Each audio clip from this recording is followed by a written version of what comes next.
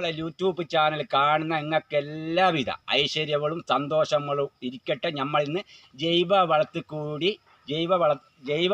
കൂടി അങ്ങനെ കൃഷി ഉണ്ടാക്കാന്നുള്ള വീഡിയോകളാണ് എടുക്കുന്നത്. 1-2 വീഡിയോ ഇപ്പോൾ ഇടൂ. അപ്പോൾ ഇന്ന് നമ്മൾ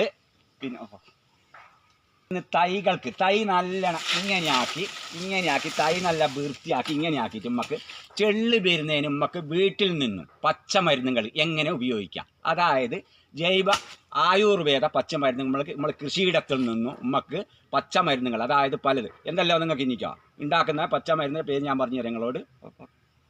ഉപയോഗിക്കുന്നത് വേപ്പിൻ്റെ ഇല, പിന്നെ കുരുമുളക്, ഉണങ്ങിയ കുരുമുളക്, പിന്നെ മഞ്ഞൾ, ഇങ്ങനത്തെ 3-4 സംഗതി കൂടി ഉണ്ടാക്കിയിട്ടാണ് ഞാൻ ആയുർവേദ ജൈവ വളത്തിൽ കൂടിയാണ് നമ്മളെ പരിപാടി. അപ്പോൾ നിങ്ങളും ജൈവ വളത്തിൽ കൂടി എല്ലാം തൈക്കത് അടിക്കുന്നതാണ്. അപ്പോൾ നമ്മൾ ബാക്കറ്റ് കൊണ്ട് നല്ലോണം ഇങ്ങനെ റെഡി ഏറ്റവും നല്ല ജൈവ വളത്തിൽ കൂടി ഉണ്ടാക്കുന്ന നല്ല